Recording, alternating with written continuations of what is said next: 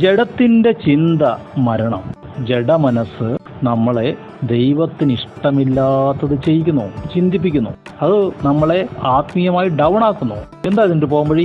പത്രോസിലൂടെ പരിശുദ്ധാത്മാവ് പറയുന്നു, ജഡത്തിൽ കഷ്ടമനുഭവിച്ചാൽ ഒരായുധം കിട്ടും. ആയുധം കൊണ്ട് ശത്രുവിനെ തോൽപ്പിക്കാം. ജഡത്തിൽ കഷ്ടമനുഭവിക്കുക എന്ന് പറഞ്ഞാൽ രോഗം വരിക, അസുഖം വരിക, ശാരീരിക ക്ഷീണം വരിക. അതുമാത്രമല്ല, മനസ്സിനെ നിങ്ങൾ സന്തോഷം കൊടുക്കാതിരിക്കുക, ജഡമനസ്സിനെ സന്തോഷിപ്പിക്കാതിരിക്കുക. ഇപ്പോൾ ഭക്ഷണത്തോട് ഒത്തിരി ആഗ്രഹം തോന്നും, അതിൽ കവിഞ്ഞൊരാഗ്രഹം ഐഡൻറ്റിഫൈ ചെയ്യുക, ഒരു ഉപവാസം എടുക്കുക. സിനിമ, മറ്റ് വീഡിയോകൾ നിങ്ങളെ അഡിക്റ്റഡ് ആക്കുന്നു.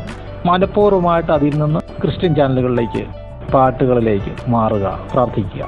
ഈ മനഃപൂർവ്വമാകുക എന്ന് പറയുന്നൊരു പന്തികേടുണ്ട്. അത് കഴിയുമായിരുന്നെങ്കിൽ നമ്മൾ ചെയ്യുമായിരുന്നു. പക്ഷെ അങ്ങനെയല്ല, ഒരു സ്റ്റെപ്പ് എടുക്കുക.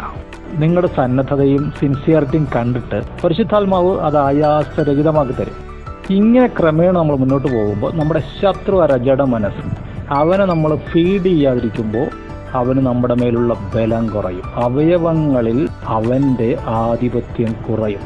അങ്ങനെ നിങ്ങൾക്ക് നിങ്ങളുടെ അവയവങ്ങളെ നീതിയുടെ അവയവങ്ങളാക്കി മാറ്റാം, പാപത്തെ ജയിക്കാം, വിജയകരമായ ക്രിസ്തീയ ജീവിതം നയിക്കാം, വിശുദ്ധിയിലേക്ക് വളരാം.